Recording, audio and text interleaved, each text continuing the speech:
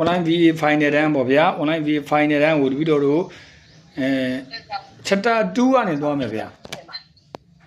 chapter 2ကနေသွားမယ် chapter 2ကစောင့်လို့ဆရာတော်ပြီးခဲ့တဲ့ပါ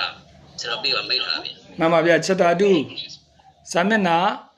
32 32 ဒီမှာ32 32ပါဗျာအဲ့ဒါလေးကြည့်ထားပါဗျာအဲ့ဒါလေးကြည့်လိုက်ပါဗျာ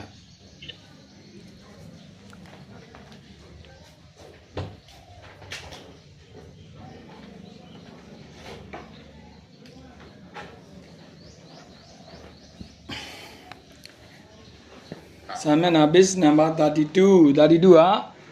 early Buddhist teachings reverse in karma ကာမဆိုတာဒါတော့ Sanskrit အနေနဲ့ရေးတာပေါ့ဗျာပုံမှန်ဆိုရင် K A M M A ပေါ့ဗျာ M နှလုံးပေါ့ဗျာ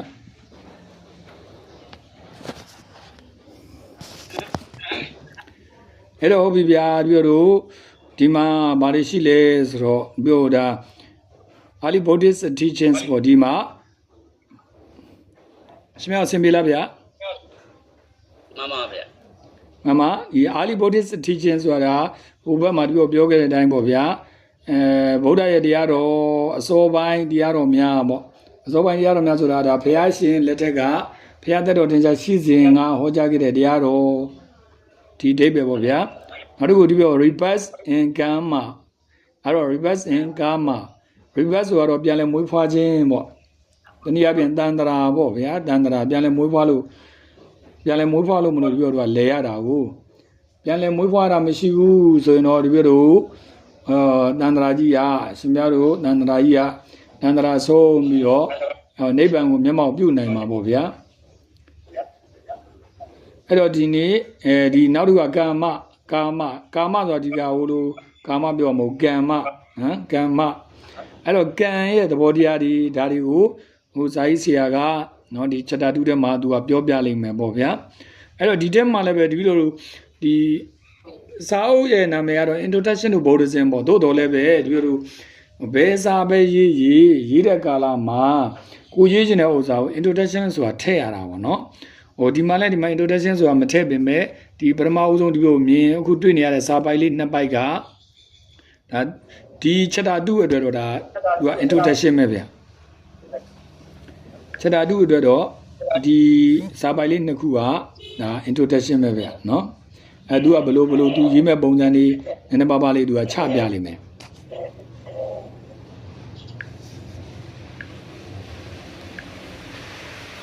အဲ့တော့ဟုတ်ပြီဗျာဒီမှာဘာရှိလဲဆိုတော့ကြည့်လိုက်တော့ in this เนาะဒီကနေစတယ်in the following chapter the central doctrine of the early Buddhism as they present primarily in the Pali Canon will be outlined along with some of their later applications. ဒီမှာစံတန်ဆုံးသွားပါဗျာအဲ့တော့ဒီကြားထဲမှာတော့ကောမာဘယ်နှချက်တော့ကောမာနှစ်ချက်တွေ့လိမ့်မယ်အဲ့တော့ in this ဆိုတာဒီနေရာမှာဒီအခန်းမှာလို့ပြောချင်တာ in this ဒီအခန်း in the following chapter following chapter ဆိုတော့ပြောမှဆိုတာ following chapter ဆိုတော့ဟိုဒီနေရာမှာတော့ဒီနောက် chapter တစ်ခုပေါ့ပြီးခဲ့တဲ့ chapter ပေါ့နော်ဒီမှာဘာဖြစ်တယ်လဲဆိုတော့ the central doctrine of the early Buddhism ဗုဒ္ဓဘာသာရဲ့အစိုးဆုံးဖြစ်တဲ့တရားတော်ဒီတရားတော်တွေကိုပဲဒါ central လောက်လိုက်တယ်ပေါ့နော်ဘိုလ်ပြုပြီးတော့ရေးသားခဲ့တယ်နောက်တစ်ခုက doctrine ဆိုတာတရားတော်နော် doctrine တရားတော်နောက်တစ်ခုက as a present ဆိုတာဒီနေရာမှာတင်ပြတာပေါ့နော်တင်ပြတယ် primarily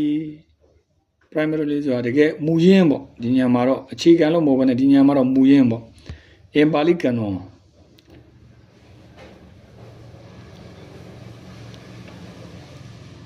အဲ့တော့ပါဠိကံတော်အဲ့တော့ပါဠိတော်ရဲ့မူရင်းကိုတဲ့အဲ့တော့ present တင်ပြထားသည့်အတိုင်းပေါ့နောက်တစ်ခုကဘာလဲဝယ်ပြီးနောက်ဒီ meaning လေးပဲနည်းနည်းလိုအပ်တဲ့ meaning လေးပဲကြည့်လိုက်အောင်ပေါ့အဲ့တော့ဝယ်ပြီးဖြစ်လိမ့်မယ်ဘာလို့ဆိုတော့ outline ဆိုတာဒီနေရာမှာ အဓိကများကိုဖော်ပြသည်ပေါ့နော်အဓိကကိုဖော်ပြသည် outline နော်အဓိကကိုဖော်ပြတယ် along with the some other later applications အဲ့တော့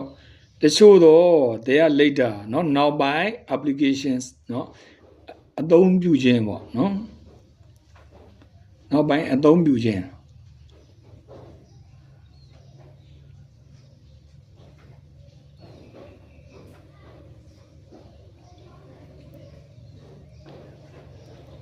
အဲ့တော့ဒီညမှာเนาะအသုံးပြုခြင်းအဲ့တော့ဒီ outline เนาะအဓိကများကိုဖော်ပြသည်ဖော်ပြတယ် along with the some of the data later applications and now by သူတို့ရဲ့ဒီအသုံးပြုပုံနေအဲ့တော့ပြည့်စုံနေနဲ့ဘာသာပြန်မယ်ဆိုရင်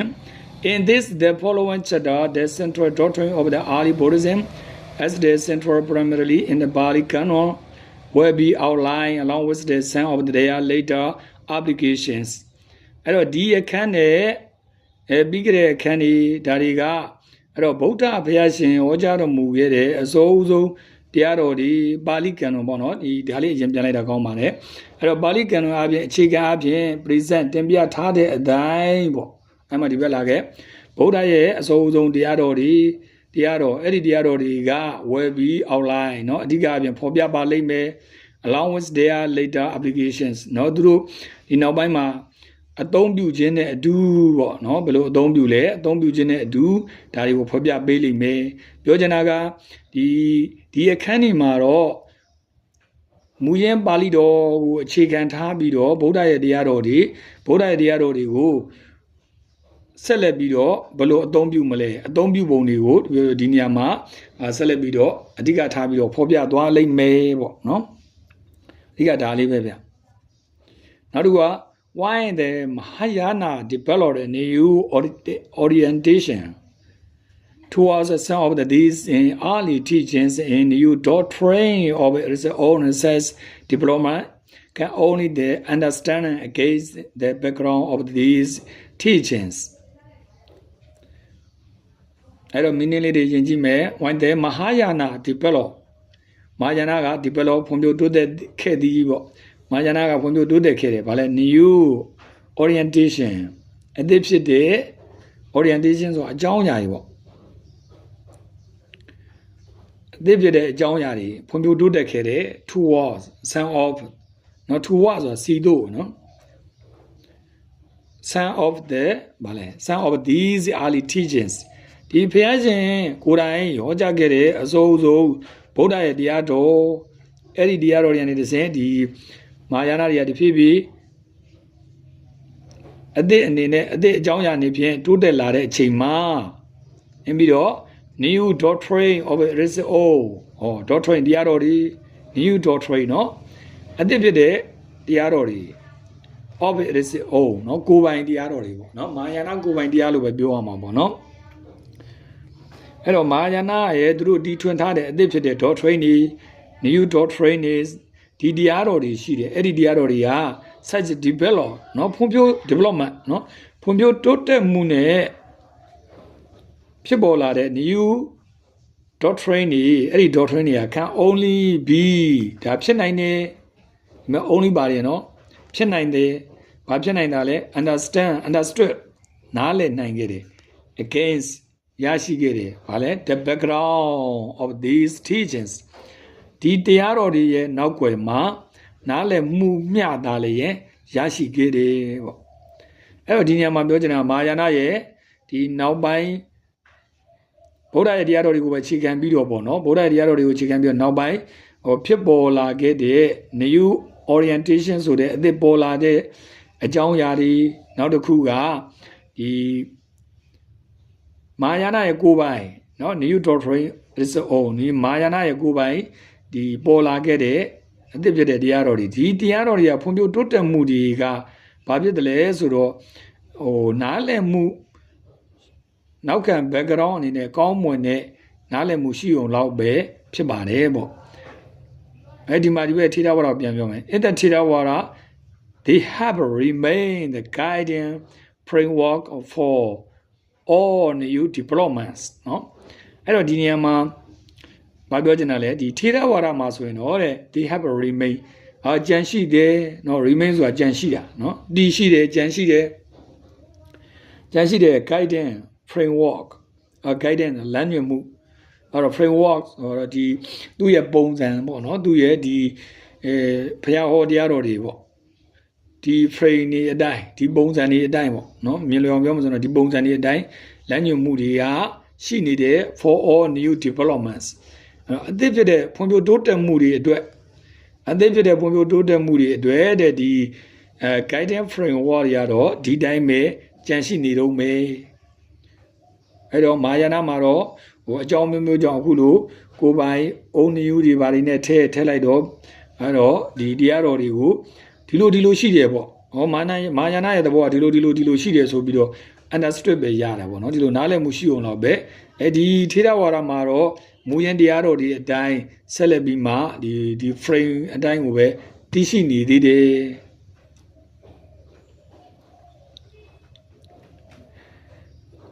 နောက်အောက်ကကြတော့ since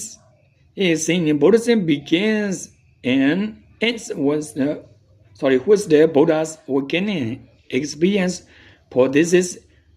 ultimate sources of the Buddhist teachings and these are guided towards moral spiritual development culminating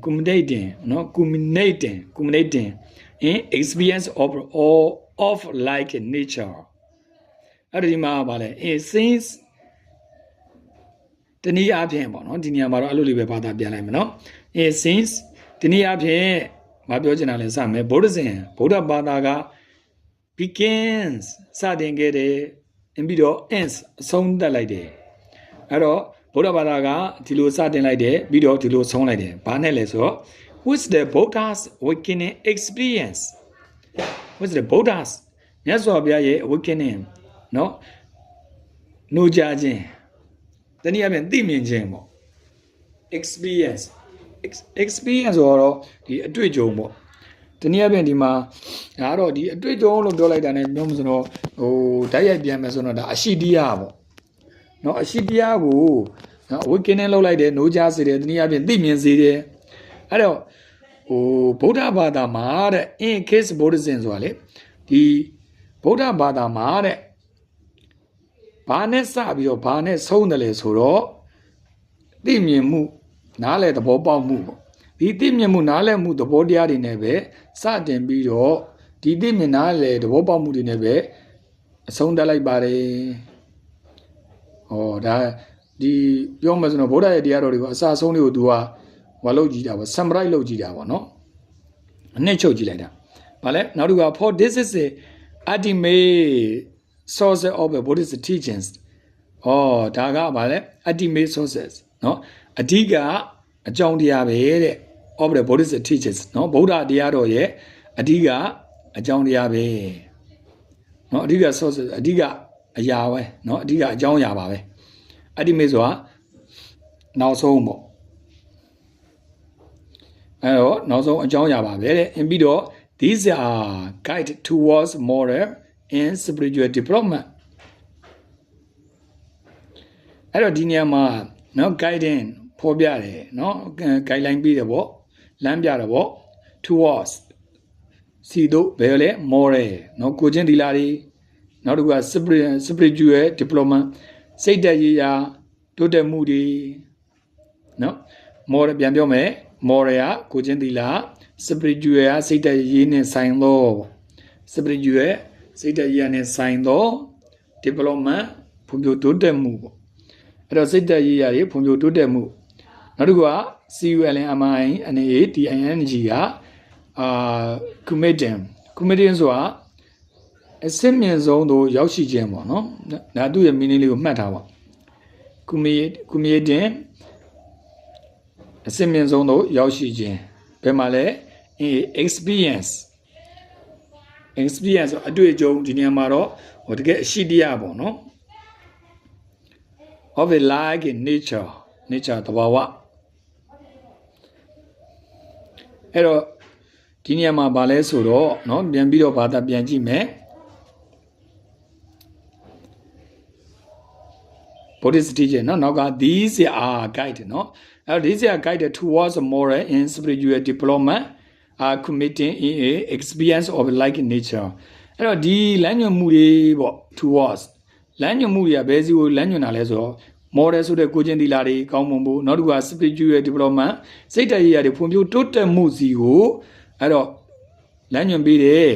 အဲ့ဒီလမ်းညွှန်မှုရနေဒီ development နဲ့မကရဘူးအဲ့တော့committing เนาะအမြင့်ဆုံးအထိရောက်အောင်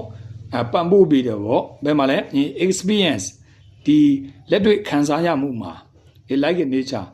တကယ်သဘောဝတရားတနည်းအားဖြင့်အရှိတရားတနည်းအားဖြင့်ပရမတ္ထသဘောတရားဒီပရမတ္ထသဘောတရားတွေကိုတဲ့လက်တွေ့ခံစားရအောင်လက်တွေ့သိမြင်နိုင်အောင်တဲ့ဒီအမြင့်ဆုံးပန်းတိုင်ထိတိုင်အောင်အဲ့တော့ guide လုပ်ပေးတယ်เนาะလမ်းညွှန်ပေးလိုက်တယ်ပေါ့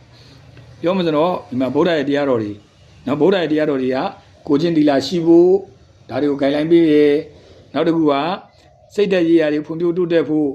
စိတ်ဓာတ်တွေကျနေသလားစိတ်တွေညစ်နေလားအဲ့တော့စိတ်ဓာတ်ကျတာတွေစိတ်ညစ်တာတွေကဘာကြောင့်လဲဟောဒါလောဘတွေကြောင့်ဖြစ်မယ်မကျေနပ်တဲ့ဒေါသတွေကြောင့်ဖြစ်မှာပေါ့ဟောဒီအပေါ်မှာဒီလိုအခြေခံတရားတွေနဲ့ဖြစ်နေတာကိုတပည့်တို့ကသိရမှာပေါ့အဲ့ဒီအပေါ်မှာတပည့်တို့က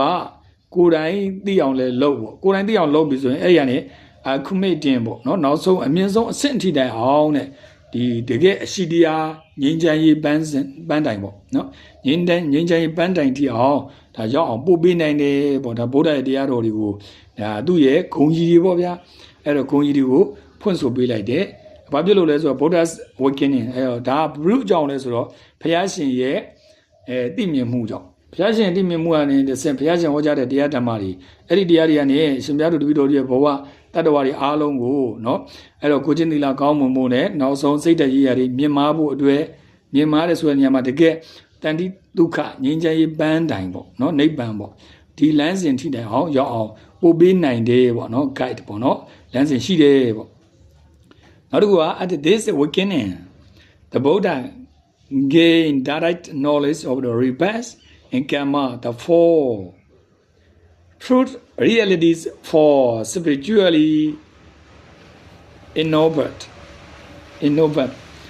ဟုတ်ပြီဒါလေးပြန်ပြီးတော့မင်းလေးပြန်ကြည့်ရအောင် at his awakening เนาะ this mo his at his awakening သူ့ရဲ့သိမြင်မှုမှာတနည်းအားဖြင့်သူ့ရဲ့노ကြားစေမှုမှာเนาะသူ့ဆိုတာဗာလဲဆိုတော့ဘုရားရှင်ပြောเนาะအဲ့တော့ဘုရားရှင်ရဲ့သိမြင်မှု노ကြားမှုတွေမှာတဲ့The Buddha gaining မြတ်စွာဘုရားရရှိခဲ့တဲ့ direct knowledge direct knowledge ဆိုတာအဲ့တော့ဓာတ်ရိုက်သိတာပေါ့တဆင့်ခံသိတာမဟုတ်ဘူး direct knowledge ဓာတ်ရိုက်အပြင်ဘုရားရှင်ကသိမြင်မှုရရှိခဲ့တယ်သိခဲ့တယ်ပေါ့ဗျာဘာလို့လဲဆိုတော့ of rebirth ပြန်လဲမွေးဖွားခြင်းเนาะဇာတိပေါ့ဇာတိဆိုတဲ့ rebirth ဒါကိုသိမြင်လိုက်တယ်တန်တရာကြီးကဘာဖြစ်လို့လဲเนาะဇာတိတီးဟူတော့ဒီသဘောကြီးရှိတယ်ဒီသဘောကိုအရင်ကမသိခဲ့ဘူးအခုတော့သိပြီပေါ့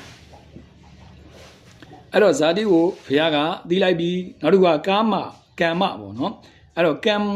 သဘောတရားကိုလည်းသိလိုက်ပြီကုသိုလ်လုပ်လို့လူပြည်နတ်ပြည်ဗြဟ္မပြည်မှာတန်တရာကြီးထဲမှာကျင်လည်ရတယ်အဲ့မှာဆင်းရဲမှုပေါင်းများစွာကြုံရတယ်အကုသိုလ်ကြောင့်အပယ်လေးပုံရောက်ရတယ်ဘယ်မှရှင်ပြိုင်လို့မရတဲ့ဆင်းရဲမှုပေါင်းများစွာအပယ်လေးပုံမှာငါတို့ခံစားခဲ့ရတယ်ဒါတွေကိုဘုရားကdirect knowledge ပေါ့နော်ဓာတ်ရိုက်အပြင်သိခဲ့တယ်ပေါ့နောက်ဒါတွေမကသေးဘူး the four the true realities of the spiritually innovate နော်အဲ့တော့ဒီကအမှန်တရား reality အဲ့တော့ဒီနေရာမှာတော့ပြောမှဆိုတော့ဒါသစ္စာ၄ပါးပါပဲနော်အဲ့တော့သစ္စာ၄ပါးကိုပြောချင်တာသစ္စာ၄ပါးကို the four noble truths လို့လည်းတော်တော်များများအဲ့လိုရေးတယ်ဗျအဲ့ဒါတော့တော်တော်များများလူသိများတယ်နော်ဒီနေရာမှာလဲ true realities နော်တကယ်အရှိတရားအမှန်တရားနော်အဲ့တော့ for the spiritually ဆိုတော့ဒီမှာဘာသာပြန်မယ်ဆိုရင်တော့နော်စိတ်တရားနဲ့ဆိုင်နေပေါ့နော်နောက်တစ်ခုက innovate လို့ပဲကောင်းပါနော် innovate ဒါတော့ဂုံတက်စီတွေတနည်းအားဖြင့်ဒီမှာဂုံတက်စီတွေဆိုတာတဲ့ဒီနေရာမှာတော့သူ့ရဲ့ meaning လေးသိကျင်တော့ဂုံတက်စီသည်ဟုတ်လားစိတ်ထားဖြူစီသည် ဒီလူလေးတော့ရှိတာပေါ့နော်ဒါကတော့သူ့ရဲ့ meaning လေးသိအောင်လို့နော် innoble စိတ်ထားမြင့်မြတ်စေသည်ဟုတ်လားဂုဏ်တက်စေသည်ဒါကသူ့ရဲ့ meaning လေးတွေပေါ့ဒါပေမဲ့ဒီလိုဒါကိုစောစောပြောလို့true realities for the spiritually innoble ဆိုတာအဲ့တော့ the four noble truths ပါပဲเนาะသစ္စာလေးပါပေါ့เนาะသစ္စာလေးပါအမြတ်တရားအမြတ်ကိုပြောကျွန်တော်ဒီ innoble လို့ထည့်လိုက်ပါတယ်အဲ့တော့ spiritually ကတော့ဒီတာမန်ဆိုတော့စိတ်တရနဲ့ဆိုင်ဆိုတာဆိုင်တဲ့ဖြစ်ရင်ပေါ့သစ္စာအဲ့တော့စိတ်တရရဘာဖြစ်လို့ထည့်ရလဲဆိုဒီလိုလိုအခြေခံတာကဒီသစ္စာလေးပါကအဓိကဒီလိုလိုသမုဒိယကိုသမုဒိယသစ္စာအခြေခံတာပေါ့เนาะသမုဒိယကြောင့်ဒုက္ခဖြစ်တာအဲ့တော့သမုဒိယဒီမှာဒီလိုလိုလောဘရရှိတယ်အဲ့တော့လောဘတွေရှိတယ်ဒါကြောင့်ဒီမှာဟို spiritually ဒီစကလုံးကိုထည့်တယ်လို့ပြီးတော့ယူဆရတယ်ဗျเนาะအဲ့တော့ဒီလောဘကိုအခြေခံပြီးတော့ဒီသမုဒိယသစ္စာကိုအခြေခံပြီးတော့ဒုက္ခတွေဖြစ်တယ်ဒါရင်လေပတ်ပြီးတော့နောက်ဆုံးဟုတ်လားဘုရားရှင်ဟောကြားတဲ့တရားတွေဒီလိုသိခွင့်ရတယ်နာကြားခွင့်ရတယ်လေ့လာခွင့်ရတယ်အဲ့တော့သိပြီးနားလည်ပြီးလေ့လာရတဲ့အတွက်နောက်ဆုံးဒီလိုတော့ဒါကနိရောဓသစ္စာဒါကနိရောဓသစ္စာကိုငြိမ်းချောင်းအကျင့်ဖြစ်တဲ့မက္ခသစ္စာပေါ့အဲ့တော့ဒီသစ္စာ၄ပါးကိုဒီလိုကကောင်းမွန်စွာသိမြင်နိုင်တယ်ပေါ့ဒါဘု து ကြောင့်လဲဆိုတော့ဒီဘုရားရှင်ဟောကြားတဲ့တရားဓမ္မဒေသနာတော်တွေကြောင့်ပေါ့ဒါကြောင့်မြတ်စွာဘုရားကတဗုဒ္ဓ gain direct knowledge အဲ့တော့ဘုရားရှင်ကဒါတွေကိုအကုန်လုံးသိလိုက်ပြီပေါ့အဲ့တော့rebirth ဆိုတဲ့ဇာတိကိုလည်းသိလိုက်ပြီကမ္မဆိုတဲ့ကံသဘောတရားကြီးလည်းသိလိုက်ပြီဘုရားကလေနောက်တစ်ခုကအခုပြောတဲ့သစ္စာ၄ပါးကိုလည်းပဲသိလိုက်ပြီဒီတရားတွေနဲ့သိပြီဆိုတော့အဲ့တော့ဒီလိုလိုတတ္တဝါအလုံးကိုအကုန်လုံးဘုရားကအနိပိလံပြဟောကြားဆုံးပါတယ်ပေါ့ဗျာနောက်တစ်ခုက all of the central teachings or early Buddhism can be arranged under one or other of these three heads အဲ့တော့ all of the central teachings အဲ့တော့တရားတော်တွေအားလုံးပေါ့အာလီဗုဒ္ဓဇင်နော်ဗုဒ္ဓဘာသာရဲ့အစိုးအဆုံးတရားတော်တွေအားလုံးတနည်းအားဖြင့်ဗုဒ္ဓဟောကြားတဲ့တရားတော်တွေအားလုံးကဘာလဲ can be arranged စီမံနိုင်တယ်နော်စီမံနိုင်တယ်ဗုဒ္ဓတရားတွေအားလုံးကစီမံနိုင်တယ် under one နော်ဒီ one ဆိုတာတစ်ခုပေါ့ဒီတစ်ခုရဲ့အောက်မှာပဲစီမံနိုင်တယ်ဩဒါမှမဟုတ် other of ဘာလဲ these three has အဲ့တော့ခေါင်းစီနော်ခေါင်းစဉ် HEAD head ဒီနေရာမှာတော့ခေါင်းစဉ်ပေါ့3 has ခေါင်းစဉ်3ခု these 3 has ဒီခေါင်းစဉ်3ခုရဲ့အောက်မှာပဲတရားတော်တွေကစီမံနိုင်တယ်ပြောချင်တာကတပည့်တော်ရှင်ပြားတို့တပည့်တော်ရဲ့ဘဝတနည်းအားဖြင့်ဒီလိုတန်တရာကြီးလဲရတာလည်းပဲဒီသဘောတရားတွေပဲလေအဲ့တော့ဇာတိဆိုတဲ့သဘောတရားရှိတယ်ကမ္မဆိုတဲ့ကံသဘောတရားရှိတယ်နောက်တစ်ခုကတပည့်တော်ဒီသဘောတရားတွေကိုသိပြီးတော့တရားဘာဝနာပွားများအားထုတ်တော့နောက်ဆုံးသိရမှာကသစ္စာ၄ပါးပေါ့အဲ့တော့သစ္စာ၄ပါးဒီသစ္စာ၄ပါးကလည်းတပည့်တော်ဟုတ်လားကျင့်ကြံကြိုးစားပွားများအားထုတ်ခြင်းရှိသည်ဖြစ်စေမရှိသည်ဖြစ်စေဒီသစ္စာ၄ပါးကလည်းရှိနေမှာပဲလေနော်သစ္စာ၄ပါးရှိနေမှာပဲအဲ့တော့တပည့်တော်အာမထုတ်နိုင်လို့ပဲဖြစ်ဖြစ်အားထုတ်တယ်အားထုတ်ပင်ပဲမရောက်သေးလို့ပဲဖြစ်အဲ့တော့ဒီအရိယသစ္စာ2ပါးဖြစ်တဲ့မက္ခသစ္စာနဲ့နိရောဓသစ္စာရှင်ပြောက်တပည့်တော်မရသေးတာဖြစ်ခြင်းဖြစ်မယ်သို့တော့ဒီဟာတကယ်အရှိတရားဖြစ်နေပြီเนาะအဲ့တော့ဘုရားရှင်သိလိုက်တာကခုပြောတဲ့ rebirth ဆိုတဲ့ဇာတိရဲ့ကာမဆိုတဲ့ကံရဲ့သဘောတရားရဲ့နောက်တစ်ခုကသစ္စာ၄ပါးရဲ့เนาะဒီ၃ချက်ကတော့ရှိနေပြီအဲ့တော့ဒီနေရာမှာတဲ့ဒီဗုဒ္ဓရဲ့တရားတော်တွေအားလုံးက right ဆိုတာစီမံနိုင်တယ်ဆိုတာကဒီခေါင်းစည်း၃ခုရဲ့အောက်မှာပဲစီမံနိုင်တယ်ဆိုတာကဒီခေါင်းစည်း၃ခုအောက်မှာပဲပါဝင်နေတယ်ပေါ့เนาะဒီထက်မှာပဲပါဝင်နေတယ်ဒီထဲမှာပဲအကျုံးဝင်နေတယ်ဘာဖြစ်လို့ဆိုတော့ရှင်များတို့တပည့်တော်တို့တတ္တဝါတွေတက်ရှိပုဂ္ဂိုလ်တွေအားလုံးတန်တရာလဲတယ်ဆိုတာလည်းပဲဒီ၃ခုရဲ့နယ်ပယ်ထဲမှာပဲတပည့်တော်လဲနေရဒီ၃ခုကိုကြော်ပြီးတော့ဟုတ်လားတို့က reverse လည်းမရှိဘူးကံတရားလည်းမရှိဘူးသစ္စာ၄ပါးဆိုတာလည်းမရှိဘူးအဲ့ဒီ၃ခုကနေကြော်လွန်ပြီးမှတခြားတနေရာမှာတတ္တဝါတဦးတယောက်ဆိုတာမရှိဘူးလေတကယ်လို့မှတခြားကဘာတွေမှာဟုတ်လားဂျိုသားတွေရှိတယ်ပဲပြောတကယ်လို့အဲ့ဒီတခြားကဘာတခြားနေရာတွေမှာတတ္တဝါတွေရှိရင်လည်းပဲသူတို့လည်းပဲဒီ၃ခုပဲလဲရမှာပဲဒီ၃ခုရဲ့အတွင်းမှာပဲသူတို့နေရမှာပဲဒီခေါင်းစည်း၃ခုအောင်မှာပဲအားလုံးကရှင်သန်ရမှာပဲအဲ့တော့ဒီ၃ခုကိုကြော်လို့မရဘူးပေါ့အဲ့တော့ဒါတပည့်တော်ဒီလိုသူဘယ်လိုရေးထားလဲဒါလေးစိတ်ဝင်စားဖို့ကောင်းတာပေါ့ဗျာကဲဟုတ်ပြီဗျာနော်အဲ့တော့ဒီကနောက်ဆုံးပိုင်လေးတပည့်တော်ပြန်ဖတ်ပြမယ် ရောစောစောဖတ်တာဆိုတော့ဖြည်းဖြည်းချင်းဒီက line ရလည်းပဲမငြိမ်တော့လေဖြည်းဖြည်းချင်းဒီလိုလေးဖတ်ပြပါတယ်ဗျာ Okay, since Buddhism begins with the Buddha's awakening experience, for this is the ultimate sources of the Buddhist teachings, and these are guided towards moral and spiritual development. Committing experience of like nature. At his awakening, the Buddha gained direct knowledge of the rebirth, karma, and the four truth realities for the spiritually ennobled. All of the central teachings of the early Buddhism can be arranged under one or other of these three heads. အဲဒီလိုစာသင်တဲ့အခါဆိုတော့စာသင်တဲ့အတမ်းပဲပေါ့ဗျာဟုတ်လားအပြင်မှာဒီလိုစာတန်းဖတ်တယ်ဆိုတော့စာတန်းဖတ်တာနဲ့တူအောင်ဟုတ်လားလေးယူလေးတဲ့အစားစနစ်ကြအောင်သွားရမှာပေါ့နော်ဒီလိုတော့ဒီကတော့ဒီကဘာသာပြန်မယ်ဒီဆရာကြီးဗုဒ္ဓဘာသာပေါ့ဘယ်လိုသုံးသပ်တယ်လဲပေါ့နော်ဒါမျိုးလေးတွေဒီလိုတော့ကြည့်ရမှာပေါ့နော်ဘယ်လိုသုံးသပ်လဲပေါ့ဒါလေးတွေကိုဒီလိုတော့နီးယူရမှာပေါ့ပိဋကစာပေကိုသူဘယ်လိုဘယ်နေရာလေးဒီမှာဘယ်လို point out လုပ်သွားလဲပေါ့ဒါလေးဒီလိုနီးယူရမှာပေါ့နော်အဲ့တော့ဒီလိုဒီအခုဖတ်တာတော့ရှင်ပြတို့ဖတ်တာဖြစ်ဖြစ်ဒီလိုဖတ်တာဖြစ်ဖြစ်တကယ်လို့အခုပြောလို့စာတန်းဖတ်ပွဲတို့ဟုတ်လားတကယ်ပြိတ္တ audience ရဲ့ရှေ့မှာစနစ်ကြဖတ်တဲ့ပုံစံမျိုးလေးလေးတိုင်းပုံစံမျိုးတော့မဖြစ်ဘူးပေါ့ဗျာအဲ့ချင်းကြရင်လည်းအဲ့ချင်းတစ်မျိုးပေါ့ဟုတ်လားဒီလိုရှင်ပြတို့ဟုတ်လားအပြင်မှာစကားပြောရင်စကားပြောတဲ့ပုံစံတစ်မျိုးလေအပြင်မှာဒီလိုမြန်မာလောကမှာပဲကြည့်လိုက်လေစကားပြောရင်စကားပြောတဲ့လေးတိုင်းတစ်မျိုးစာသင်တဲ့အတန်ကတစ်မျိုးဟောပလင်မော်ရောက်ပြီးတရားဟောပြီးဆိုရင်အဲ့တန်ကအဲ့ချင်းဆိုရင်အတန်ကတစ်မျိုးဟုတ်လားမျက်နှာထားအစားတစ်မျိုးဒါမျိုးလေးပေါ့ဗျာဒီတိုင်းပါပဲเนาะကဲဟုတ်ပြီထားပါတော့ကဲဟုတ်ဗျာရှင်ပြတို့ကဲအကုန်လုံးဖြည်းဖြည်းချင်းပေါင်းပြီးတော့ဖတ်ကြည့်ပါအောင်ဗျာမြူလေးတွေဖွင့်ပါဗျာမြူလေးတွေဖွင့်ပါဗျာကဲမြူလေးတွေဖွင့်ပြီးအားလုံးဖတ်မယ်ဗျာ In this the following chapter the following chapter ကဲဟုတ်ပြီဗျာเนาะအဲ့တော့ဒီပိုက်လေးဖတ်ပြီးသွားပြီပေါ့ဒီပိုက်လေးဖတ်ပြီးသွားပြီဆိုတော့သူကနဲ့တူဗျာဒီကတွေးစရာတွေကတော့အများကြီးပဲဗျာเนาะတွေးစရာလည်းပါတယ်ဘာလို့ဆိုတော့ဒီက floor တွေလေfloor ဆိုတော့တွေးစရာတွေအများကြီးပါတယ်နောက်ပြီးတော့တချို့ meaning တွေက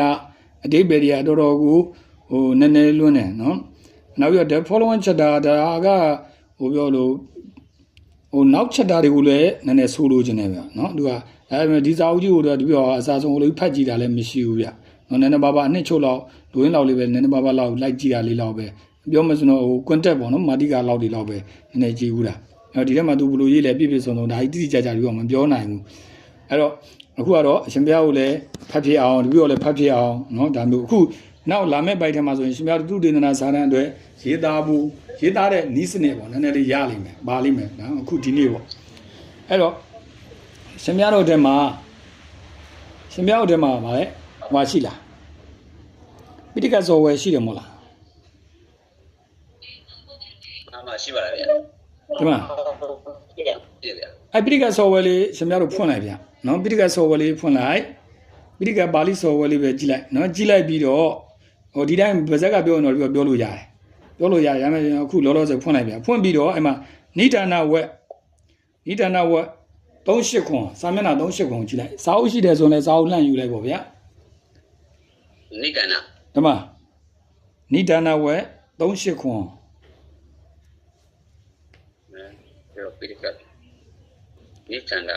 နိဒာနနော်နိကန္တာမဟုတ်နိဒာနဝက်နိဒာနဒီမှာနိဒါနဒါနနိဒါန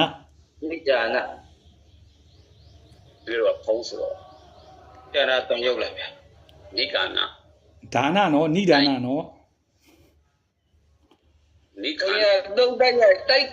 ပြောလိုက်ရင်ဘူရှာလို့လွယ်မယ်ဖုံးရ38ခွန်ဆိုရင်သူကအုံးမအများကြီးဆွဲရမှာဆွဲကြမလို့တော့နည်းနည်းလေးဒီမှာကိုလိုချင်တဲ့ဥစ္စာကိုထားပါတော့ဒီမှာ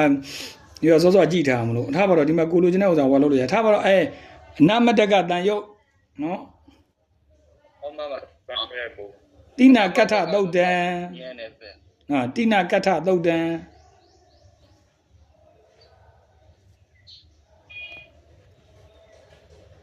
မတွေ့တယ်ဗျ ကဲမတွေ့လဲအဲ့မှာကြည့်လိုက်နားထောင်ကြည့်နော်ဟုတ်ပြီဒီရောနော်ဟုတ်ပြီဒီရောပြောချင်တာကအဲ့လိုလုံးလို့ရတယ်လို့ပြောတာ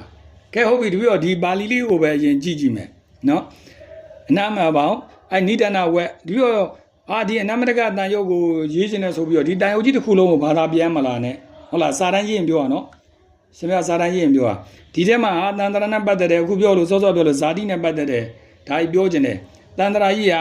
ကြောက်စရာကြီးပဲတန်တရာကြီးကရှေးစွန်းနောက်စွန်းဟောထားပါတော့အတက်ရဲ့ဘယ်ကနေစခဲ့တယ်ဆိုတာငါမသိဘူးလို့ဖျားဟောတယ်အဲ့ဟောတဲ့ဥစ္စာကိုဒီမှာရေးခြင်းတယ်ဒီမှာရေးခြင်းတော့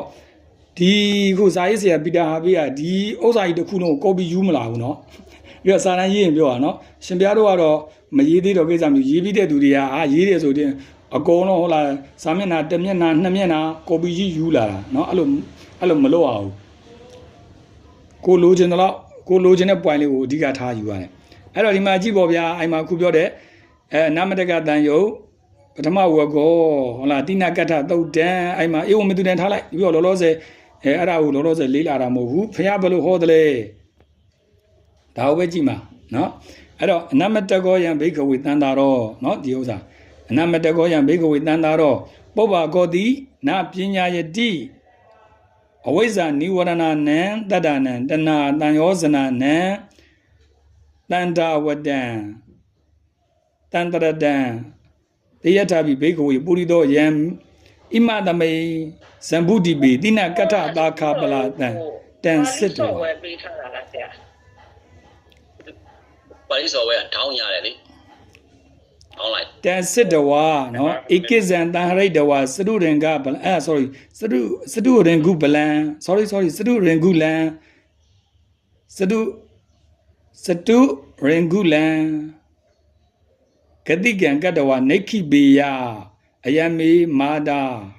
တတ္တမိမာတာအယံမာတာတိအပရိယဒိဏဝဖုံးဝဝင်လာတယ်အပရိယဒိဏဝအဲ့စသည်အပြင်နော်အောက်မှာလည်းအများကြီးပဲဘိက္ခဝေတတ္တပုရိတ္တမာတုမာတာမာတရောနော်ဒါစသည်အပြင်ပြောမှဆိုတော့ဒါကဒီဥစ္စာလေးတွေကိုကြည့်လိုက်နော်ကြည့်လိုက်ပြီးတော့ဒီမှာတန်မြန်မာလို့ဆိုရင်ဓာတ်ရိုက်ပဲလူရင်းလေးပဲပြောလိုက်မယ်အဲ့တော့အနမတကောယံဘိက္ခဝေတန်တာရောတဲ့တန်တရာကြီးဆိုတာအစမရှိဘူးတဲ့ပုပ္ပါကောတိနပညာတိအဝိဇ္ဇာနိဝရဏနံတတ္တနံတဏတန်ယောဇနနံတန္တာဝတံစသည်အပြင်ဒီဟူဗျနော်ဥပမာတွေကိုဒီနေရာပြောချင်တာမဟုတ်ဘူးအဲ့တော့တန်တရာရဲ့အစဆိုတာမရှိဘူးဘာကြောင့်မရှိတာလဲဘာကြောင့်မသိရတာလဲဘာကြောင့်ဒီလိုဖြစ်တာလဲပေါ့ဘာကြောင့်ဒီလိုတန်တရာရဲ့အစကိုမသိနိုင်တဲ့အနေထားထိတဲ့အောင်ရှည်လျားရတာလဲဆိုရင်အဲ့တော့တတ္တဝါတို့မှာရှိနေတဲ့တဏှာတန်ရောစဉ်ပေါ့နော်အဲ့ဒါပဲတဏှာတန်ရောစဉ်ပဲအဲ့ဒါကိုပြောချင်တာဟုတ်ပြီဒီလိုဒါလေးဆိုရင်ဒီတိုင်းကြည့်ရင်လည်းကြည့်ရှေ့ဆက်ပြီးတော့နော်ဒီပါဠိလေးကြည့်ပါဠိကြည့်ရင်လည်းဟိုဘက်ကိုဘာသာပြန်ဆော်ဝဲလေးဒေါင်းထားဘာသာပြန်ဆော်ဝဲဆိုရင်ဒီပဲကိုယ့်ရဲ့နံပါတ်ကိုကြည့်ပေါ့အခုဒီမှာဆိုရင်ပိုက်ရည်နံပါတ်124ဆိုရင်ဒီမှာမြန်မာပြန်ကြည့်ပြီးတော့အဲ့124ကိုကြည့်လိုက်ဒါဟိုပါဠိကိုနားမလဲတဲ့ပုံကိုယ်တွေအတွက်ပြောတာနော်အဲ့တော့တိပိဋကပါဠိဆော်ဝဲရဲ့မြန်မာပြန်ဆော်ဝဲရဲ့ကြည့်တာအဲ့တော့ကြည့်ပြီးတော့ဒီလိုတို့ခုဒီနေရာမှာဇိုင်းစရာပီတာဘေးကဘယ်လိုရေးတယ်လဲကြည့်ရအောင်အဲ့တော့အင်္ဂလိပ်စာကိုသွားမယ်နော်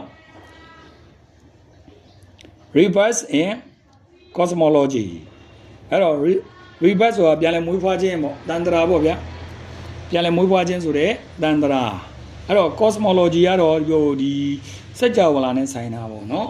တနည်းအားဖြင့်လောကကြီးနဲ့ဆိုင်တာပေါ့အဲ့တော့ဟုတ်ပြီခေါင်းစဉ်လေးကဒီလိုလေးပဲအဲ့တော့ဒီအဓိပ္ပာယ်ကိုပြည့်ပြည့်စုံစုံသိရမှာဒီခေါင်းစဉ်ကိုမြန်မာလိုလှလှပပပြန်လို့ကောင်းတာ Okay အောက်ကိုကြည့်မယ် One word used to refer to the cycle of a rebirth is samsara wandering one which indicate that the process is seen as long and often aimless เนาะဒါလေးအဲ့တော့သူဘယ်လိုပြောလဲเนาะဟောစောစောစကားဖြတ်ပြောလိုက်မယ်နော်စောစောကစာဖတ်နေနေမို့လို့ဆော့ဝဲရင်တကောင်ကဆော့ဝဲလေးတောင်းထားလို့ပြောဦးပါလေမမှတ်မိဘူးလားမသိဘူးမနစ်ကလားမသိဘူးပြောဦးတယ်နော်ထားပါတော့အဲ့တော့ one word နော်ဒီစကားလုံးတစ်လုံးကနေ to refer ရည်ညွှန်းမှုဗာလဲ to to the cycle ဆိုတာလဲတာပေါ့နော် cycle ဆိုတာလဲတာ of a rebirth ပြန်လဲမွေးဖွားခြင်းဆိုတဲ့တန်တရာကြီးလဲပတ်မှုကိုတဲ့ရင်ညွှဲပြီးမှအဲ့တော့ဒီစကလုံးတစ်လုံးကအသုံးပြုတယ်အဲ့တော့ဆန်စာရတန်တရာဆိုတာဘာလဲဆိုတော့ wandering on နော် wandering on ဆိုတာလဲတွာလာခြင်းပေါ့ဒါသူ့ရဲ့ meaning လေးအဲ့လိုလေးရေးလိုက်ပေါ့ဗျာဒါ meaning လေးပေါ့ဗျာ wandering ဆိုတာလဲတွာလာခြင်းအဲ့ဒါက which indicate ဆိုတာညွှန်ပြသည်ဟုတ်လား indicate ဆိုတာညွှန်ပြသည်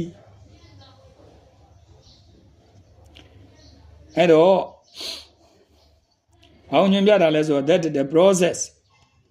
process is seen as long ဆိုတော့အဲ့တော့ process ဆိုတာလုပ်ငန်းစဉ်ပေါ့လုပ်ငန်းစဉ်တနည်းအားဖြင့်သူ့ရဲ့လူရိုးလုပ်စဉ်သူ့ရဲ့ဖြစ်ပုံဒီပုံပြက်ပုံဒါသူ့ရဲ့အစီအစဉ်ပေါ့the process is seen as long နော်ရှည်လျားတယ် often aimless ဆိုတာပြောမှဆိုတော့ဟိုဒီနေရာမှာတော့ရီမန်းချက်ရလို့တော့မဟုတ်ပါဘူးဒီနေရာမှာတော့ဘယ်လိုပြောမလို့စိတ်ကဘယ်လိုထားရမလဲဘယ်ဥတီရမလဲဆိုတာကိုကင်းမဲ့နေတယ်ပေါ့ဟောဒါအဓိကတန်တရာရဲ့အဆုံးပေါ့ဟောဆိုတန်တရာရဲ့အစပေါ့တန်တရာရဲ့အစဒါပါတော့ဒီနေ့အစဆိုရင်ပြောမနက်ကဥပမာ6နာရီထားတယ်ဆိုရင်ဒါဒီနေ့အစဒါတပည့်တော်တို့ကိုယ့်အတွက်ကတော့6နာရီပဲ6နာရီတော့ငါဘာလုပ်ခဲ့တယ်မျက်နှာတက်တယ်ဟလာသွားတိုက်တယ်ရေချိုးရင်ချိုးတယ်မချိုးဘူးပေါ့အဲ့ဒါပြီးရင်ကိုကဘာလုပ်ရင်လုပ်တယ်စားတော့တယ်လမ်းလျှောက်ထွက်တယ်တခုလုပ်တယ်ချေရေးပြိုးရေးလုပ်တယ်စသည်အပြင်ပေါ့ဒါကိုယ့်ရဲ့လုပ်တာကိုဒီဘက်တို့ကအဲ့ကိုပြန်ပြီးတော့ဟိုစိတ်ညွှတ်လို့ရတယ်ခုဒါနဲ့ဒီဘက်တို့ကဒီမှာဒီရဲ့လုံရိုးလုံးစဉ်ကြီးကနော် sing as long အရင်ရှည်လျားပြီးတော့ often aimless နော်မျောလင်းချက်လည်းကင်းနေတယ်နော်အစဆိုဘာလဲဆိုလှန့်ကြည့်လို့မမြင်နိုင်ဘူးပေါ့အဲ့လိုမမြင်နိုင်တဲ့အရာကိုတဲ့ indicate လုပ်တယ်ပေါ့ညွှန်ပြတယ်အဲ့ဒါကိုပဲဒီ wandering on နော်လှည့်သွားလာခြင်းဒါကိုပဲတန်တရာဒါကိုဒီစကားလုံးလေးကညွှန်ပြပါတယ်တဲ့နော်အဲ့တော့သူ့ရဲ့ meaning လေးတွေကိုအရင်သိအောင်လုပ်ပြီးတော့ရှင်မြောက်တီးပြတပြို့တီးပြစကားလုံးလေးနဲ့ပြန်ပြီးတော့ဘာသာပြန်เนาะဒီနေရာမှာတော့သိပြီးတော့အထူးဆန်းကြီးမဟုတ်ဘူးအဲ့တော့ဒီနေရာမှာ one word used to refer to the cycle of the rebirth is sansara wandering on which indicate that the process is seen as long often aimless ဒါကဘာလဲဆိုတော့တန်တရာဆိုတဲ့စကားလုံးကတဲ့ဒီနေရာမှာအသုံးပြုပုံသူ့ရဲ့ရည်ညွှန်းမှုအသုံးပြုပုံကတော့လဲပတ်ခြင်း wandering on เนาะလဲပတ်ခြင်းဆိုတာအဓိပ္ပာယ်ဖြစ်ပါတယ်အဲ့ဒီလဲပတ်ခြင်းဆိုတာလည်းပဲအဲ့တော့ရှေးလျားလာတော့တန်တရာကြီးတနည်းအားဖြင့် aimless เนาะစိတ်ကဘယ်လောက်ထိရှိသလဲဆိုတာကိုဟိုရည်ရွယ်ချက်မျှော်လင့်ချက်ကင်းတဲ့ရှေးလျားတဲ့ process ကြီးတဲ့တစ်ခုလုံးကိုတဲ့ indicate လုပ်ပါတယ်တဲ့เนาะညွှန်းဆိုပါတယ်ဘယ်လောက်ရှိသလဲဆိုတဲ့အရှိကိုတိုင်းတာလို့နိုင်ပြူလို့ဘယ်လိုပြောမလဲတိုင်းတာလို့မရဘူးဆိုတာကိုတဲ့တိုင်းတာလို့မရတဲ့ဒီ process အစဉ်ကြီးကိုတဲ့ညွှန်းဆိုထားပါတယ်ဘယ်ဥစ္စာလဲဒီတန်တရာပြောချင်တာဒီတန်တရာဆိုတဲ့စကားလုံးဆန်ဆာရဆိုတဲ့စကားလုံးကိုအဲ့တော့တခြားနိုင်ငံသားကြီးတနည်းအားဖြင့်တန်တရာဆိုတဲ့စကားလုံးကိုဟိုနားမရင်သေးတဲ့ပုံကိုယ်တွေအတွက်ရှင်းပြတာပေါ့ဘာဖြစ်လို့ရှင်းပြလဲဆိုတော့နောက်နိုင်ငံသားတွေကဒီဘဝဒီနောက်ဘဝဘယ်ဘဝရောက်မယ်မရောက်ဘူးလူဘဝနတ်ဘဝတိရစ္ဆာန်ဘဝဘာညာသူကအယုံကြည်မရှိဘူးလေ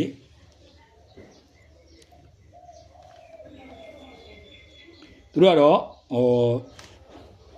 တိုင်းရင် disappear ပဲเนาะသိပြီးတော့ရင်ပျောက်သွားမှာပဲသူတို့ကဒီလိုပဲသူကခံယူကြတာဟုတ်အဲ့တော့ဒီနောက်ဘဝဆိုတာမရှိဘူးတန်တရာဆိုတာဘာမှမသိဘူးမသိတဲ့သူတွေအတွက်ဒါကိုရှင်းပြတာနောက်တစ်ခုက it's not just said that we have had many past lives but that we have had innumerable ones ကဲဒါလေးပဲကြည့် it is not just said just said ဆိုမပြောဘူးပေါ့မပြောဘူးမပြောရလေ that we have had ငါတို့မှာเนาะဘာဖတ်တန်ဆိုတာရှိတယ်ပေါ့ငါတို့မှာရှိတယ် many past life ငါတို့မှာအတိတ်ဘဝပေါင်းများစွာရှိခဲ့တယ်အဲ့တော့ဘယ်လောက်များများရှိတယ်ပေါ့နော်ဒီလိုအတိတ်ဘဝပေါင်းများစွာရှိတယ်လို့ဒီနေရာလေးပဲအဲ့ဒါလေးပဲမှတ်ထားလိုက်ငါတို့မှာ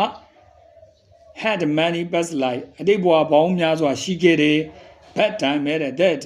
we have had ငါတို့မှရှိတယ်ဘာရှိရလဲ innumerable ones เนาะ innumerable เนาะရေးတွက်ရမရနိုင်တော့ innumerable ရေးတွက်ရမရနိုင်တော့ ones ဆိုဒီနေရာမှာတော့ဘဝများစွာပေါ့ innumerable ones မရင်မတွက်နိုင်တော့ဘဝများစွာရှိခဲ့တယ်ပြောချင်တာကဒီနေရာမှာရှင်မြောက်ဒီလောက်ဆိုရင်သဘောပေါက်ပါတယ် It is not just said ဒီလိုတော့မပြောခဲ့ပါဘူး that we have had many best lives but that we have had innumerable ones ငါတို့ဘဝမှာအတိတ်ဘဝပေါင်းများစွာတော့ရှိခဲ့တယ်ဒါပေမဲ့တို့ကဘဝပေါင်းဘယ်လောက်များရှိပြီလဲဆိုတာရေးတွက်လို့မရနိုင်ဘူးတဲ့မရေးတွက်နိုင်တဲ့မရေးမတွက်နိုင်တဲ့ဘဝပေါင်းများစွာရှိတယ်အဲ့လိုဘယ်လောက်ထိများတယ်လဲဆိုတာတော့အတိုင်းတာပမာဏအနေနဲ့နှိုင်းပြလို့ရတယ်ဆိုတာရတယ်လို့မပြောခဲ့ဘူးပေါ့ဘယ်လိုမပြောရလဲဆိုတော့ဖះမပြောရလေမြန်မာလိုတိုက်ရိုက်ပြန်မယ်ဆိုတော့တန်တရာကြီးဆိုတာဘယ်ကနေစတယ်ဆိုတာငါဖះမဟောနိုင်ဘူးမပြောနိုင်ဘူးပေါ့ဒီဒိတ်ပဲပါပဲเนาะဒါပဲဒီလိုတို့ကသူတို့ဒီစာပေပညာရှင်ဆိုတော့grammar ရှုထောင့်ရောဟုတ်လား follow ရှုထောင့်ရောအနောက်တိုင်းသားတွေရဲ့တန်တရာရဲ့နားမလဲတဲ့အနောက်တိုင်းသားတွေတနည်းအားဖြင့်တန်တရာကိုလက်မခံတဲ့ပုံကိုယ်တွေသူတို့အတွက်ပါနားလည်အောင်သူကရေးပြလိုက်တာเนาะအဲ့တော့စန္ဒန်ကလူရင်းမရောက်နိုင်မနဲ့နည်းနည်းလေးနားလည်ရခက်သွားဒီလိုသိတာတန်တရာဆိုအစဆုံးမရှိဘူးဘယ်ကနေစတယ်ဆိုတာငါဖះမဟောနိုင်ဘူးဒါဒီလောက်ပဲသိထားလေအတိတ်ပြရတော့ဒါပါပဲနောက်တစ်ခုက what the night of his awakening the Buddha is said to have remember more than 100,000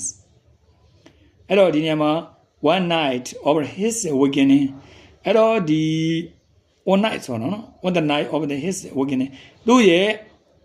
နိုးထလာတဲ့အချိန်ဘယ်လိုလဲဆိုတော့ the Buddha အဲ့တော့မြတ်စွာဘုရားကနိုးထလာဆိုတာဒီကသိမြင်တာကိုပဲပြောရနော် the Buddha is said to have remember မြတ်စွာဘုရားကသတိပြုဖို့ပေါ့ remember သတိရဒီသတိပြု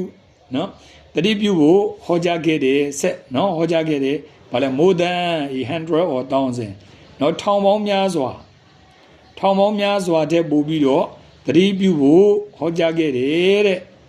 အဲ့တော့သတိပေးခဲ့တယ်ပေါ့ The Buddhist view implies in that there is no beginning to the cycle of rebirth in the world အဲ့ဒီနာလေးပဲကြည့်မယ်ဗုဒ္ဓရဲ့ the Buddhist view ဗုဒ္ဓရဲ့ရှုထောင့်မှာတနည်းအားဖြင့်ဗုဒ္ဓရဲ့မြင်မှာ in fact တကယ်တော့အဲ့တော့တကယ်တော့ဗုဒ္ဓရဲ့မြင်မှာ yes and no beginning စတင်တယ်ဆိုတာမသိရဘူးဒါစောစောအတိတ်ပဲမသိနိုင်ဘူးတဲ့ to the cycle of rebirth in the world အဲ့တော့ rebirth ပြန်လဲမွေးဖွားခြင်းဆိုတဲ့ဇာတိရဲ့ beginning အစကိုမသိနိုင်ဘူးဒီအဓိပ္ပာယ်ပဲဗျာเนาะအဓိပ္ပာယ်ကတော့အတူတူပဲဒါပေမဲ့ရေးသားပုံတွေကမတူဘူးတခါတည်းရှင်မြောက်သိထားတဲ့အဓိပ္ပာယ်ကို copy မယူနဲ့သူတိုင်းကြီးလည်းပဲအရှိဒီတိုင်းမယူနဲ့ရေးခြင်းဒီပုံစံရေးပေါ့အဓိပ္ပာယ်ကတော့အပေါ်ကလည်းဒီအဓိပ္ပာယ်ပဲအောက်ကလည်းဒီအဓိပ္ပာယ်ပဲသို့တော့အဓိပ္ပာယ်တူပေမဲ့စာကြောင်းကမတူဘူးနော်အဲ့တော့နော်တန်တရာတဲ့နော် that cycle of rebirth ဆိုတဲ့ဇာတိဆိုတာဘယ်ကနေစတင်ခဲ့တယ်လဲဆိုတာကိုတဲ့မသိနိုင်ဘူးတဲ့နောက်ပြီးတော့အဲ့ဒါနဲ့ the world inconceivence နော်ဒီပြီးတော့မီးရပြည့်မိုးမောင်ကြမီးရလည်းမီးသီးလေးရလည်းတိတ်မလင်းဖြစ်နေပြီးတော့ဝတ္တရဖြစ်နေခဏလေးပြ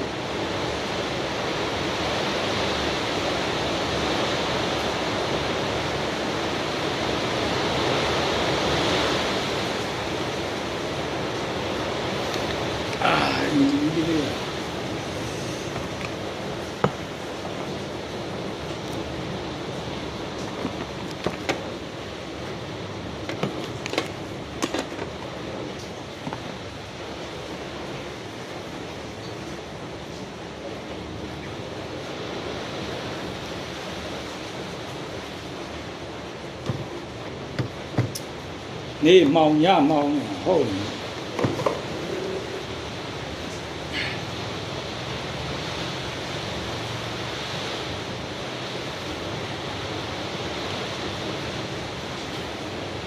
ကဲဟုတ်ပြီဗျာဟောသဘောနော် innociable ဆိုတာစိတ်ကူး၍ပင်မရနိုင်တော့မသူ့အဓိပ္ပာယ်လေ inquisitive ပြောနော် inquisitive ဟာလေစိတ်ကူး၍ပင်မရနိုင်တော့မိနိုင်နေရ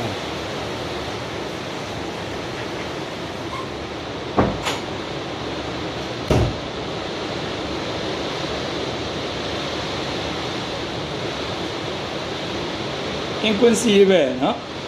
inquisitive ဆိုတာစိတ်ကူး၍ပင်မရနိုင်တော့အဲ့တော့ဒီစကားလုံးပေါ့နော်ဒီတန်တရာဆိုတဲ့စကားလုံးပြောအဲ့ဒီ inquisitive is any beginning of the samsara တန်တရာရဲ့အစဆိုတာတဲ့အဲ့တော့ဘယ်လိုနည်းနဲ့မှ inquisitive နော်စိတ်ကူးရင်တော့မရဘူးတန်တရာရဲ့အစကိုစိတ်ကူးရင်လို့တော့မရဘူး in earliest point is no this kind of the beings who obstructed by spiritual ignorance and further by craving runs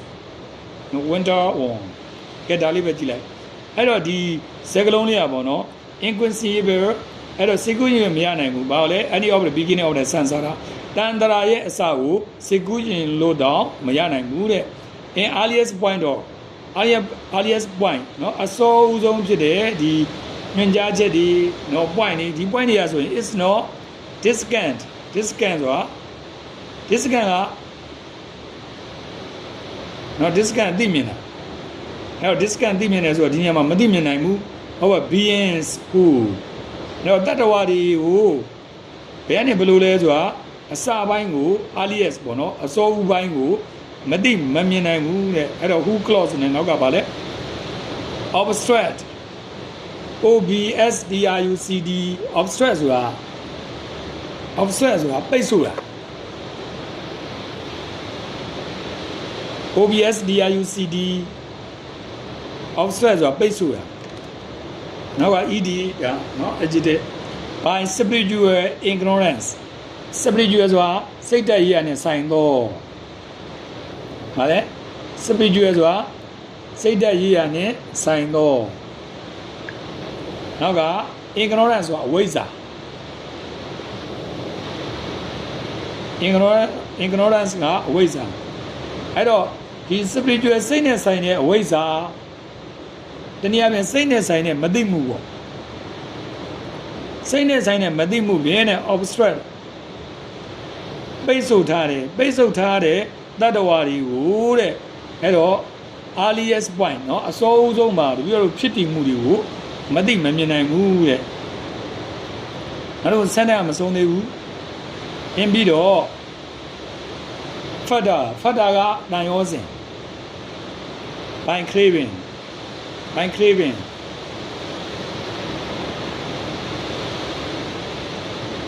ဲ့တော့တဏှာကနေပေါက်ဖွာလာတဲ့ဖတ်တာတန်ရောစဉ်တဏှာဖြင့်ဖြစ်ပေါ်လာတယ်တနည်းအားဖြင့်တဏှာမှပေါက်ဖွာလာတဲ့တန်ရောစဉ်ဒီခုအဝိဇ္ဇာဆိုတဲ့ ignorance တွေဒီဥစ္စာတွေကြောင့်တဲ့ဒီဥစ္စာတွေပိတ်ဆို့ထားတဲ့အတွက်ကြောင့်တတ္တဝါတွေအားလုံးကိုအစောဦးဆုံးတနည်းအားဖြင့်တန်တရာရဲ့အစကိုမသိမမြင်နိုင်ဘူးတဲ့အဲ့ဒါနဲ့မသိမမြင်နိုင်ကိစ္စမရှိဘူးရှေ့ဆက်ပြီးတော့ run เนาะရှေ့ဆက်ပြီးတော့ဘာဖြစ်လဲရှေ့ဆက်ဒါဝန်နာအောင်ဆိုဆက်လက်ပြီးတော့လှဲ့လေသွားလာနေအဲ့တော့တန်တရာကြီးကပြေးတယ်နော် run ဆိုတာပြေးတယ်ပေါ့နော်ပြေးပြီးတော့လှဲ့လေသွားလာနေတယ်အစမ်းတန်လေးကဒီညမှာဆုံးသွားတယ်နောက်ပြီးတော့တန်တရာအကြောင်းကတော့ရှင်မြောက်ဒီကိုတီးပြဆိုပေမဲ့ဒီဆရာကြီးဘယ်လိုရေးလဲကြည့်ပေါ့နော်အဲ့တော့ဒီ the Buddhist view is that there is no beginning to the cycle of rebirth the war inconceivable is the any beginning of the samsaras in earliest point is no this clean of the beings who obstruct by spiritual ignorance and further by craving rain in winter one ဟုတ်ပြီဗျအဲ့ဒါဘာလဲဆိုတော့စောစောကဒီပြီးတော့ကြည်ထားတယ်တန္တရာပုပ္ပါကောတိနပညာယတိ အဝိဇ္ဇာနိဝရဏနံတတ္တနံတဏတံယောဇနာနံတန္တဝဒံတန္တရတံအဲ့ဒါကိုတပည့်တော်တို့ဒါဘာသာပြန်ထားတာဗျနော်အဲ့ဒါဘာသာပြန်နေအဲ့တော့တပည့်တော်ဒါလေးကိုပြန်ပြီးတော့ကြည့်ကောင်းအောင်ဘာသာပြန်မယ်ဆိုရင်ဗုဒ္ဓရဲ့တရားတော်ဒီကအမှန်တကယ်တော့တဲ့နော်တန္တရာရဲ့အစဆိုတာမသိမမြင်နိုင်ဘူး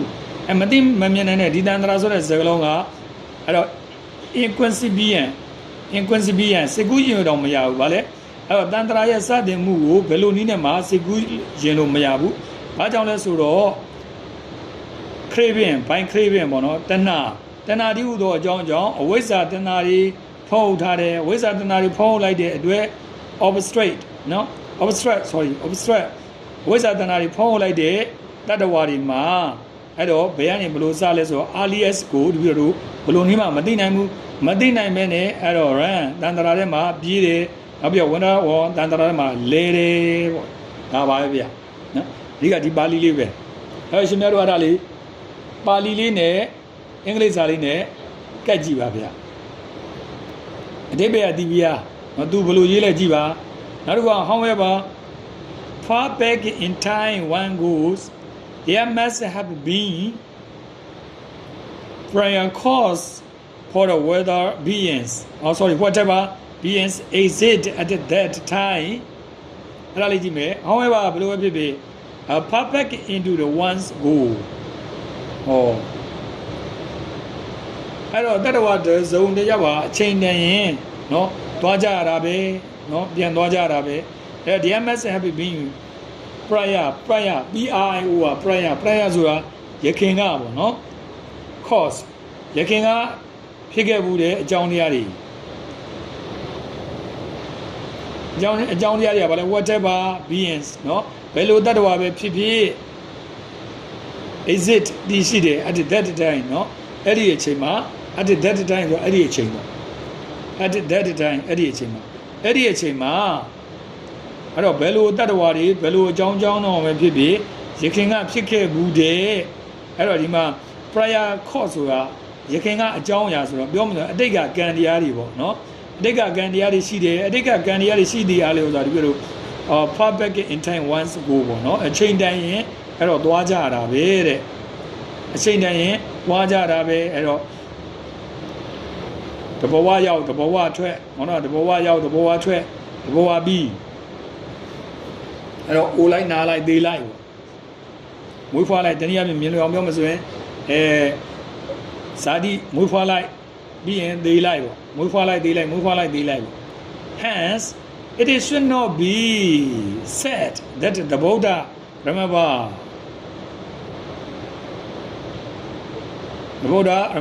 all his best lies အဲ့တော့ဒါကြောင့် it should not be တဲ့ said ဒါကိုပြောမပြောပြနိုင်ဘူး that the Buddha remember မြတ်စွာဘုရားကဒါကို remember သတိပေးတယ် all his best lies เนาะသူ့ရဲ့အတိတ်ဘဝတွေဒီလိုရှိခဲ့တယ်ပေါ့နော်အတိတ်ဘဝတွေအားလုံးကိုပြန်ပြီးတော့မြတ်စွာဘုရားက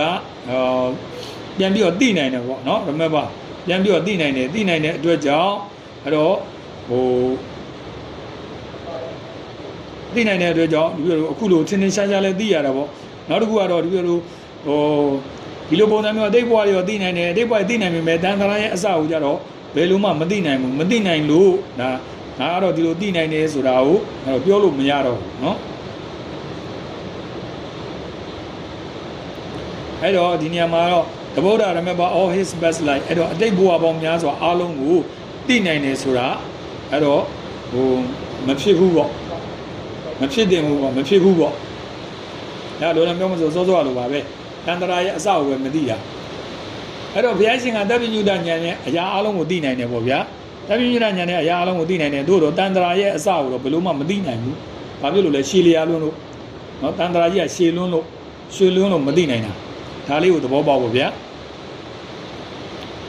โอเคဟုတ်ပြီဗျာဒီတော့ဒါလေးတစ်ခေါက်ဒီတော့ဖတ်ပြမယ်ဗျာနော်စောစောကဒီတော့ဖြည်းဖြည်းချင်းဖတ်လိုက်တယ်နော်အခုဒီတော့ပြန်ဖတ်ပြမယ်ဗျာOne word used to refer to the cycle of a rebirth is a samsara wandering world, which indicates that the process is seen as long and often endless. It is not just said that we have had any best lives, but that we have had innumerable ones.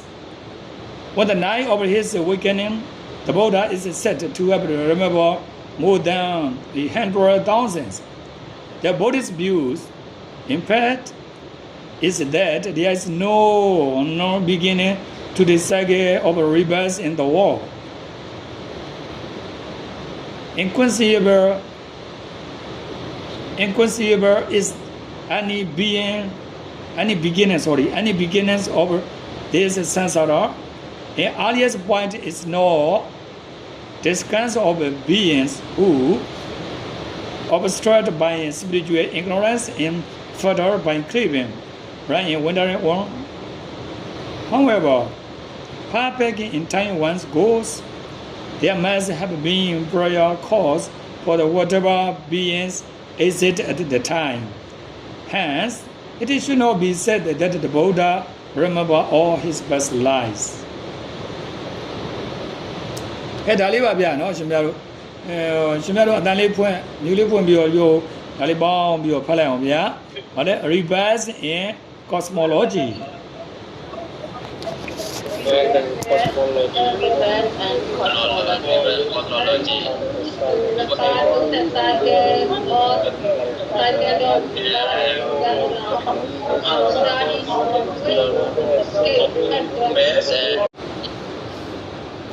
ကဲဟုတ်ပြီဗျာအဲ့တော့ရှင်မြောက်လည်းဖတ်ပြီးသွားပြီအဲ့တော့ရှင်မြောက်ဒါလေးကိုတော့ဒီချာကြိုးစားပါဗျာကြိုးစားအဓိပ္ပာယ်လေးတွေကတော့နည်းနည်းငုတ်တယ်ဗျာနည်းနည်းလေးငုတ်တယ်ဒါရှင်မြောက်တော့အကြောင်းအရာတွေတော်တော်များများကိုကသိပြရမို့လို့ကနည်းနည်းတော်သေးရနော်အကြောင်းအရာလေးတွေကသိပြရမို့လို့တော်သေးတာအဲ့တော့သူ့ရဲ့ဆိုလိုချက်လေးတွေပါဆိုလိုတာလဲတချို့တခါတည်းမှာကိုသိထားတာလေးနဲ့နည်းနည်းကွဲလွဲတာလေးလည်းရှိနိုင်တယ်ဗျာနော်အဲ့ဒါတော့ဒီဇာတ်ဆရာတွေအပေါ်မှာကြည့်ပြီးတော့ဒီကိုဖတ်ကြတာပေါ့ဗျာနောက်တစ်ခုကတပည့်တော်တို့ကအခုလိုဖတ်တာကဒီက meaning လေးတွေသိဖို့เนาะဒီ Buddhism နဲ့ပတ်သက်တဲ့စကားလုံးဟောရတာလေးတွေသိဖို့ရယ်နောက်တစ်ခုကဒီတချို့အနောက်တိုင်းပညာရှင်တွေကတပည့်တော်ဗုဒ္ဓဘာသာအပေါ်ကိုဘယ်လိုပုံစံမျိုးနဲ့ရေးသားကြလဲဒါလေးတွေသိဖို့အဲဒါပေမဲ့ဒီစာရေးဆရာပီတာဟာပြရတော့ရှင်ပြတို့တပည့်တော်တို့ကောင်းမွန်တဲ့စာရေးဆရာလို့တပည့်တော်ယူဆပါတယ်ဗျာဘာဖြစ်လို့လဲဆိုတော့ဒီစာရေးဆရာကဗုဒ္ဓဘာသာကိုagainst လုပ်တဲ့ပုဂ္ဂိုလ်မဟုတ်ဘူးစန့်ကျင်ဘက်လုပ်တဲ့ပုဂ္ဂိုလ်မဟုတ်ဘူးပေါ့ဗျာဗုဒ္ဓဘာသာအတွက်ယုံကြည်စိတ်ချတဲ့စာရေးဆရာလို့ပြောလို့ရတယ်ဗျသို့တော်လည်းပဲသူတို့ရဲ့အငွေအသက်သူတို့ရဲ့ငယ်တကယ်ကခံယူလာခဲ့တဲ့အငွေအသက်လေးတွေကတော့အနည်းနဲ့အများတော့ဒါပါနိုင်တယ်ပေါ့ဗျာဒါမှန်းကြည့်တာပေါ့ဗျာဒီတော့ဒါတော့ပါနိုင်တယ်ဗျဘာဖြစ်လို့လဲဆိုတော့ဒီလို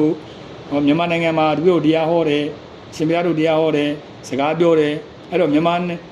နိုင်ငံရဲ့ဗုဒ္ဓတရားတော်တွေရဲ့အငွေအသက်တွေကပါနေတာဟုတ်ဘာဖြစ်လို့လဲဆိုတော့ဒီအတိုင်းဝိုင်းမှာနေတာเนาะနောက်တစ်ခုစာရေးဆရာကြီးလည်းပဲသူတို့ဟောပြောတယ်เนาะစာရေးဆရာကြီးအဲ့တော့စာရေးဆရာကြီးဟောပြောတဲ့ပုံစံတွေလည်းပဲဒီတိုင်းမှာပဲသူတို့လည်းပဲမြန်မာနိုင်ငံရဲ့အငွေအသက်တွေပါတယ်ဘာဖြစ်လို့လဲမြန်မာနိုင်ငံမှာနေတာမို့လို့ဒီနေ့အပြင်ဗုဒ္ဓဘာသာရဲ့တရားစကားလေးတွေအငွေအသက်လေးတွေသူတို့ပါတယ်ဘာဖြစ်လို့လဲဗုဒ္ဓရဲ့တရားတော်တွေတရားစာပေတွေမကြဖတ်ကြတယ်နားထောင်ပြကြတယ်ဒါကြောင့်ဒီအငွေအသက်လေးတွေမကင်းဘူးပေါ့ဗျာအခုလည်းပဲဒီစာရေးဆရာကိုလည်းပဲဒီတိုင်းလည်းပဲဒါလေးတွေရှိလိမ့်မယ်လို့ဒီတော့ကြိုပြီးတော့ရှင်များတို့ကြိုပြီးတော့မှတ်ချက်ပေးတာပါဗျာကဲဟုတ်ပြီဗျာအဲ့တော့ဒီနေ့ဒီ online BA final တန်းအဲ့တော့ဒီစာတန်းဒီintroduction to Buddhism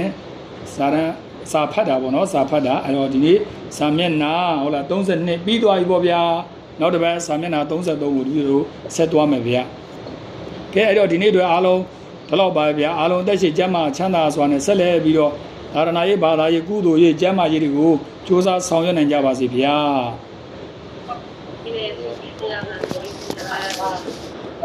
တော်ရှင်တို့ဘုန်းတော်ကြီးပါရှင်ဗျာမှန်ပါဗျာအမပိုင်လည်းအားလုံးနားလည်ပေးပါဗျာရုပ်တွေအရင်ချောလာတယ်ဗျာဘုန်းဘုန်းလေး